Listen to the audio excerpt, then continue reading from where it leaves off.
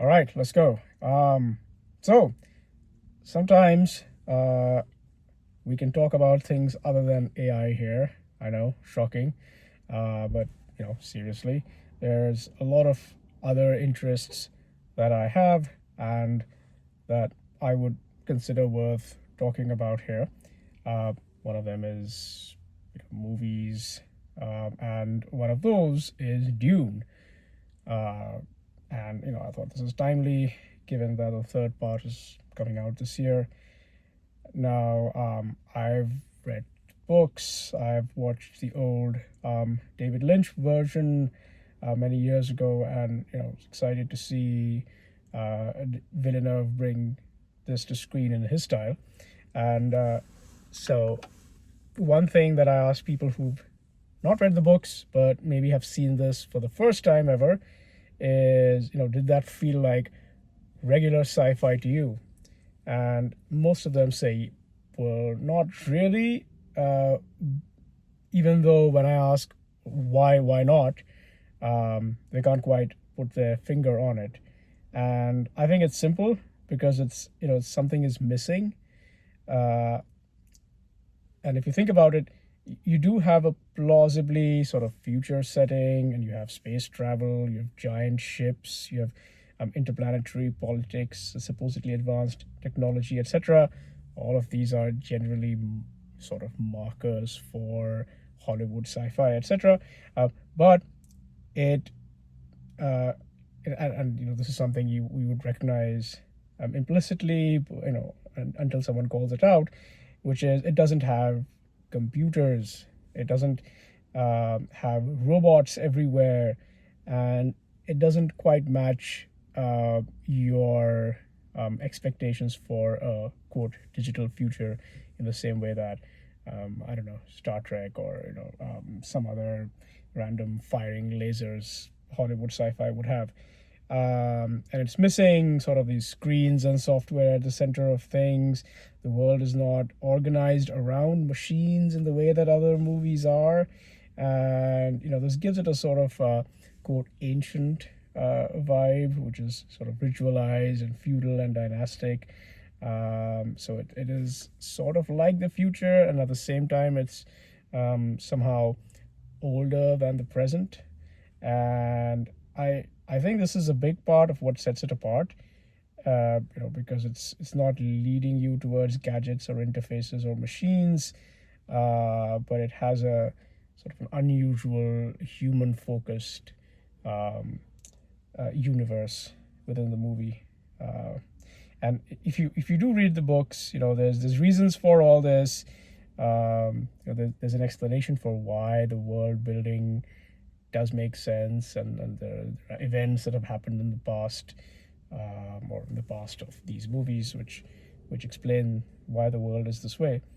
Um, Anyway, as I mentioned, I saw the 1980s Dune, and it's that one definitely feels like a lot because it was trying to cram an enormous amount of material into a single movie's running time. And think about the last two Dune movies, and the fact that he still dropped some of the stuff that is in that old movie, and you'll get a feel for how much, um, or why that older movie felt so packed. But in Lynch's defense, he understood, I think, that it couldn't be generic sci-fi. It had to feel a bit strange and heavy, and perhaps ceremonial too. And not to mention the prologue, which is a classic. You go on YouTube, search for it, you will find it. Uh, and love it or hate it for the sheer amount of info dumping it does. And Lynch, of course, himself is a whole other topic, and perhaps we'll come back to him later. A quick shout out here to another Dune version, one that never got made, but which was gonna be so epic that the making of it is a documentary itself on Netflix, uh, and other places. And I definitely recommend watching it if you're interested. It's called Jodorowsky's Dune.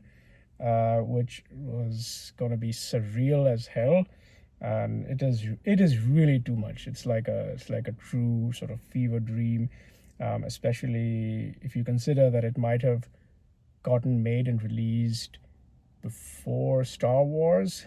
That's the timeline we're talking about, 19 sort of late 1970s, and that I think it could have really impacted the whole texture of what people view science fiction as like. But yep, another topic for another day. So yeah, coming back to the sort of modern trilogy, I think what Villeneuve has pulled off is pretty rare. He avoided a lot of the big budget sci-fi traps. It's sort of uncluttered. It doesn't do too much info dumping. It doesn't do this excessive sort of green screen usage. Something I totally hate in this whole Marvel universe movies. Not a fan of that at all. And it really sort of believes in its own world. Not to mention the great Hans Zimmer score. So yeah, I mean, watch it if you haven't, and once you do, and if you're up for it, you can dip into the older Lynch version, or even read the book, which, by the way, is I think half a century old at this point. And it's not your normal sci-fi movie. It's a very sort of differently imagined future, um, and yeah, different imagined futures have something going for them. All right, that's all I had today. We'll talk about something else next time. Bye.